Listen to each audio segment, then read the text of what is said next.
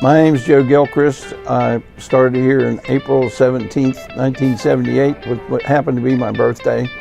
All we've tried to do since then is try to help people enjoy life and put some of the greatest music we think available in the country in front of people. I'm Pat McCall, along with Joe here. I've been here for over 30 years. We got a thing called Good Times, Good Music. That's our trademark, but you know what? That's an understatement for the tremendous contribution all these wonderful artists have given to the Flora-Bama, which has gone on to make us one of the best-known honky-tonks in the entire world. As you watch the rest of this, you'll see some of our great players that are reminiscing about the good old times, just like we do. Thank you for being part of this.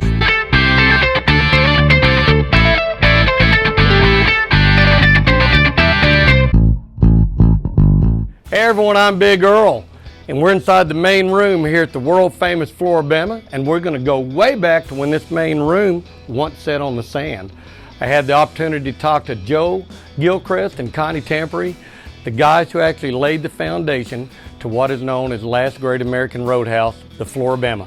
Hope you guys enjoy. I want to start out by saying everyone knows Joe, and most everyone around here knows Mr. Tampary, and you're the one that gave Joe the opportunity to buy this place. And what year was that? My brother in 78, 1978. Yeah. And at that time he took over the business, and I think we leased you the property for so many years. Because I didn't have enough money. I only had $100 in my checking account. I had to borrow the money to buy the liquor license and borrow the money to get started, and I was behind the whole time because I never could catch up. And I'll have to admit that my brother had supported Joe more than I did to begin with. But Understandable. He believed in Joe on taking this another level with entertainment and opening it up to be a real bar business. Because we had some bar business, but we didn't have that much entertainment. We had jukeboxes and pinball machines, and they danced to jukeboxes in the back, and all that type of thing. I thought it was against the rules to dance because of Billy Walker and Lois Cable. One thing I want to ask you is, what made you decide to put a bar right here on the beach when there was nothing else here? I remember talking to you earlier. You had the house, it's River House now over here behind the marina. Yeah. You said you built a house here and there were like 3 or 4 houses in Perdido Key? That's right. What made you think a bar would work here? Well, my dad and my brother and I thought it would, because we had a package store, and in the early days we did a lot in that little package store in the front, because you didn't have a state store in Gulf Shores or Orange Beach. The nearest one was Foley. That's the only place you could buy liquor. Right. And they closed on all the holidays and all the election days and everything. And I mean, we used to have cheap wine for the winos that would come down here. And I shouldn't say that about it, but yeah. I mean, kind of stuff we didn't sell We on the still beach. have that here. We didn't sell that on the beach too much, but in those days. Now Gallo, that was, and Boone's Farm, that was cost $1 a bottle. Roman Rocket. You're talking about the fortified alcohol, right? So you're down here and you have this bar now. Most people know the story. So you guys built the place, and what happened the day before it opened? What happened that night? Our neighbors down the road here doused the thing down and burned it down, and back then you only had a small volunteer fire department, and it was a windy night, and I mean they couldn't do anything but watch that burn. And the only water they had pumps in Old River. They pumped out of Old River to put water on it. That's the only water source, because you didn't have water down here or anything, And the only thing that was left was the 4 corners of brick and the slab. And we ended up using the slab again, but everything else went, and we had to start over.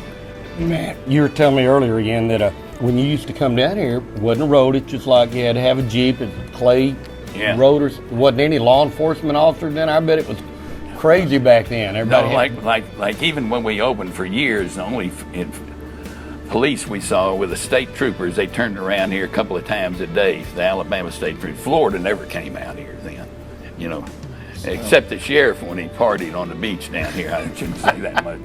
Well, this was like frontier land for some. Even when I took over, now I graduated from college at 65, and we used to come out of the old River Queen is what he was talking about. The sheriff had allegedly the sheriff and a state representative had this thing down here that was an old riverboat that they pulled up and sold drinks off of. And was that the casino I heard about? Yeah, they had. Well, no, that's not. Well, I don't know what all they had. They had illegal gambling and everything they illegal had gambling you could do. and young ladies and everything down there. All kinds of stuff happened there. In those early days, Baldwin County used to be real big in the potato farming business. And one year they had a terrific year where all those farmers made tons of money, and we benefited a lot at the Flora-Bama here. But what happened at that River Queen, supposedly this happened, but I think it really did. A guy lost a bunch of money in a crap game over there, and he came back a couple hours later, he and a buddy with shotguns, and robbed the whole place. It was like frontier justice around. It was kind of wild around here, Well, you had to do your own policing, I guess. Yeah. Oh yeah. I mean, because you didn't have law enforcement down here, so Usually, for years, I could call the Gulf Shores Police Department if I had a problem. Yeah. As long as it wasn't Butch Fred. They wouldn't show up if it was Butch. But if it was somebody you could deal with, then they'd come by and just calm them down. And there was still the vestiges of the Wild West around here. I mean, literally, it was still a society where you had to talk to your patrons and figure out how to solve it without police assistance. I always told people, if you're running a place and you're not smart enough to outsmart drunk people, then probably you shouldn't be in the bar business. Wow, because when this was built, it's built just about the same time the bridge was over. Yeah, The bridge was built, and then two years later, this was built. About a year later, something like that. Oh yeah. About 63, they ended up building the bridge and building the road to the state line here. Alabama did before Florida completed the road from like River Road down here. It was just a clay road. For a while we got out here by the clay road. I didn't realize that. Now I know when you bought this property here, I think Joe told me you bought it for tax purposes, or My dad and some of his partners bought it a long time ago. Yeah, your dad. I mean, yeah. I think late 40s, early 50s for taxes. Yeah. They were And they had pushed for years to get that bridge built, and Florida would never go halves on the bridge with Alabama because that's what they were going to do over Perdido Pass. That's because the state line was in the middle of the pass then. Oh, okay. See, that's where the state line was. And Big Jim Folsom was the governor at the time, and he always wanted to build a bridge down here. And back then, those governors had a lot of clout. They had a lot more clout than they do now. I'm sure they did. They did stuff what they wanted, And they finally figured out a way to convince people that over the years, the pass had moved down from here down there.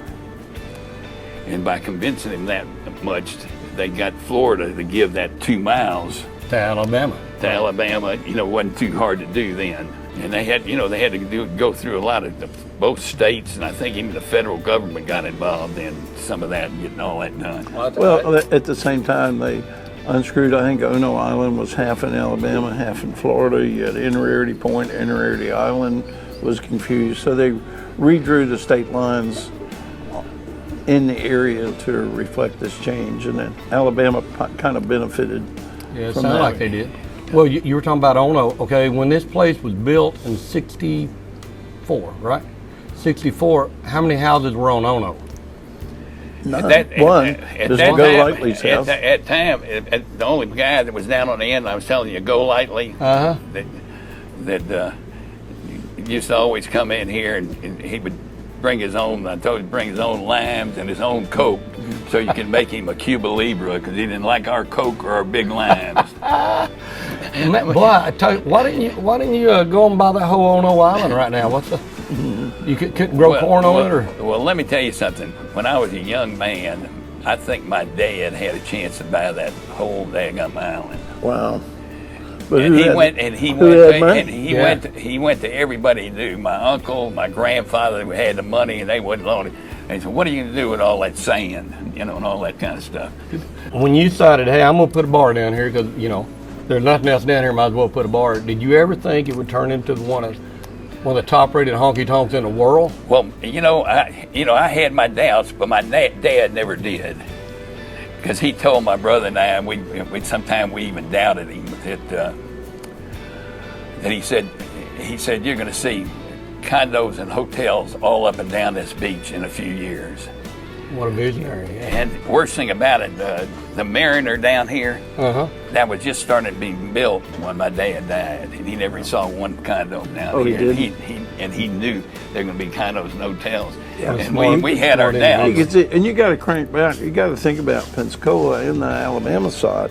There were literally hundreds of miles of waterfront, and it just seemed like an inexhaustible source. I came back from teaching in California, and I realized that people around here did not quite realize what that meant economically to have all this waterfront that could be developed. I'll give you an example later on. One time a guy came in, and I was talking to him at the bar. He was having a draft beer, and he said, I'm a policeman in East Chicago, Indiana. And he said, there's a piece of property, 100-foot piece of property on the Gulf of Mexico for $10,000. He said, I'll hock every damn thing I own to buy that. He said, I paid almost that much for a 50 by 100 foot lot that I live on. Man. People didn't realize what they had here. And when I told you that story, I'm getting at, before you know it, people from somewhere else bought off this whole beach, and the locals were mad as hell because they thought they'd have this beach from now on. See? Right. Well, I tell you, it's hard to find any piece of it now who can afford it now? Oh, yeah. Well, I guess like Joe said back then, who had $10,000 even.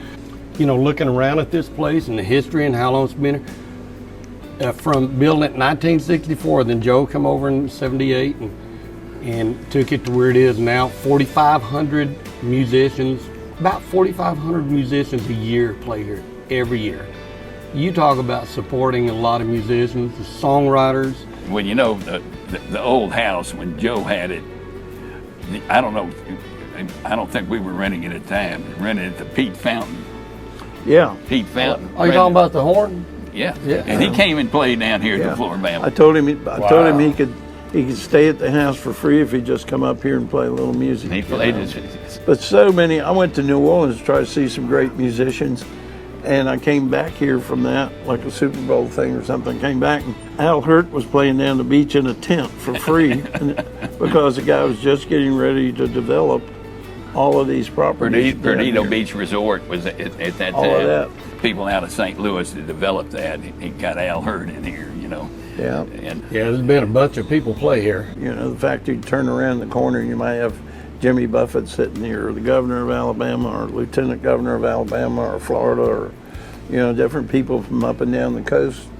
This used to be like for a while Apalachicola was, where you go over there and it was like nobody but a few characters. But this funny thing about that Pete Fountain, I went down to to get my car fixed in Gulf Shores, and he was in there. He had a Rolls Royce, and those guys were scared to death to even touch that Rolls Royce to try to fix it. That was not a common conveyance at the time. They had to call a record service to take that Rolls Royce back to New Orleans, and I gave him a ride back to the house. And after I did that, he came by and gave me all this stuff. I've got pictures of him, And a neat player, neat people. that half-ass walking club that he had there. A big Half-fast picture. walking club. Half-fast walking club. But he was a nice guy. But you got him down here. I knew he played down here, and people don't realize how many people came in here that that played. Just walked in and did that, Joe. In your time, he brought that along. See? You know, it had not been common for there to be music here in the past, and it kind of led to friction on occasions. And you know, the area in Orange Beach was largely just fishermen and folks that were escaping in summertime, tourists, and it's just the community as a whole has evolved so much, you know. And even when I first started here in '78, within 30 days there was a 60-ton pot bust over here, and then 30 days after that a 40-ton pot bust. Turns out they had a freighter that was coming up from South America offloading onto fishing boats in the middle of the winter when the fishing was slow, and it was a big cash crop for the local fishermen for years, and that all got shut down pretty early in me being here. That's when that property started being sold. Yeah. Well, I'll tell you a little story about the Flora-Bama before Joe took. When we first opened, we had a drive-up window. Uh-huh. And you could sell drinks out of the drive-up window, because you could sell a person that wanted to have a drink to drive home from work. You know, you could make them a drink right out of the bar and send it out the drive-up window. And you know, the police didn't. If you were drinking and driving, they wouldn't arrest you unless they thought you were drunk. You know, you had a right to drink in the car. Yeah. You know, and I mean, we sold the heck out of stuff out of that drive-up window. Especially after church, probably. Yeah, and we did sell some sacramental wine. That's terrible. No, please, God, don't help. But the thing we did too is, and they don't allow you to do it anymore, is through that drive-up window. I used to buy these plastic gallon jugs from Old Wise Dairy out at 9 Mile Road. That dairy out there, that's milk jugs in essence. Milk jugs. Uh-huh. And I'd buy a few cases, and we'd sell gallons of draft beer out the drive-up window, and people would take it to the beach and drink draft on the beach. Out of a milk jug? Yeah, they just keep it cold and pour it in.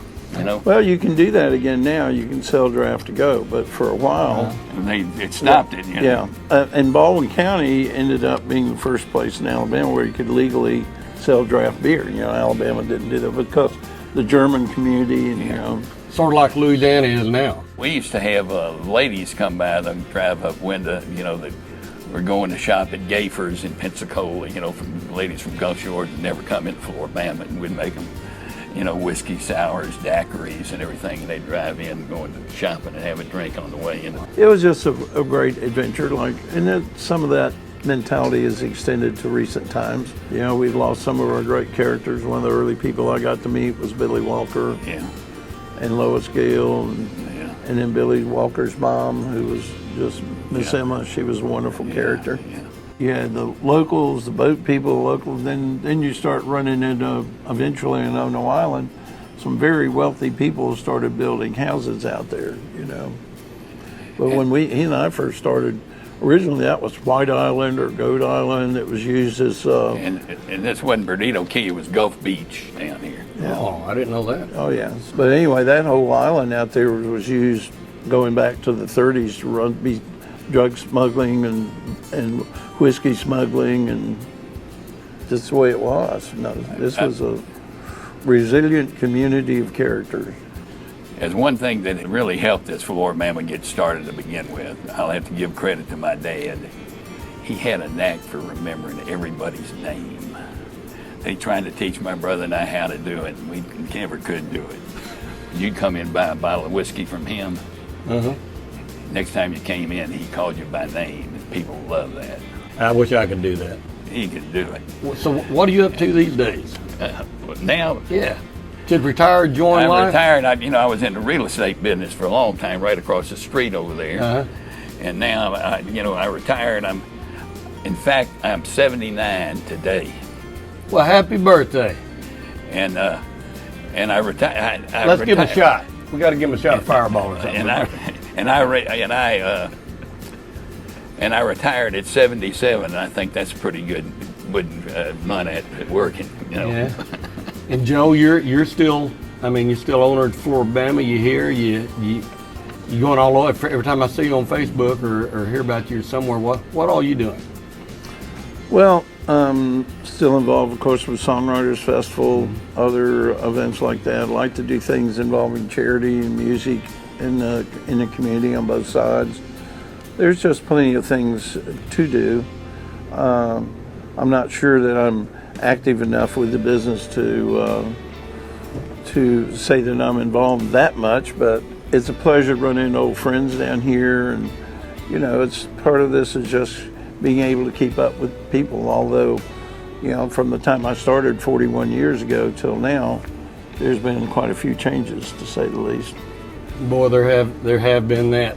I'm so excited I got to speak with you guys today. I mean, there's a lot of stuff I want to ask you, but she won't let me because I think it's going out on social media. We could go on forever, and you know.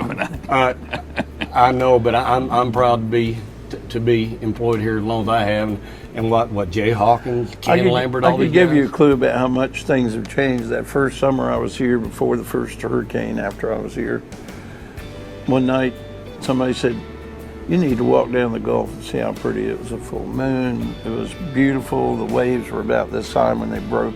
Looked like neon tubes. I'd never seen as much phosphorus. It was gorgeous." So I just came up to Flora-Bama. It was about 11:30. I said, "We're closing at midnight, and those of you who want to go home should go home. The rest of you, whoever wants to go skinny dipping, should go down to the beach." And there were 100 people down there skinny dipping. And it was just like we were all little children. It was perfectly innocuous. Nobody hassled each other.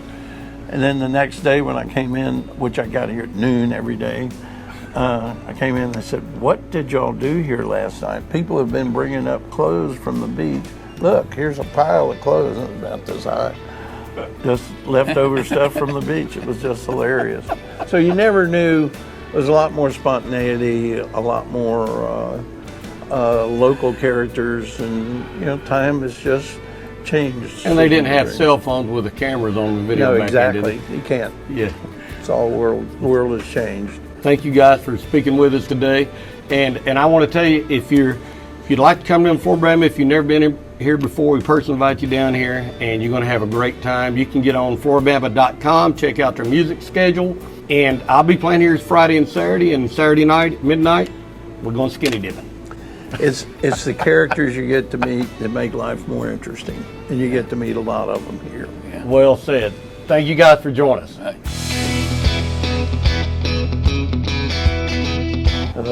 Ooh, it's your birthday. Okay. All right, here we go. Right. Well, I'm gonna lose my job. I'd like to propose a toast to the Tampary family. They've you done for- so much for this whole community, and is not always understood and respected. Thank you. Your Thank family you. changed this whole Yeah. community. Thank you. All right.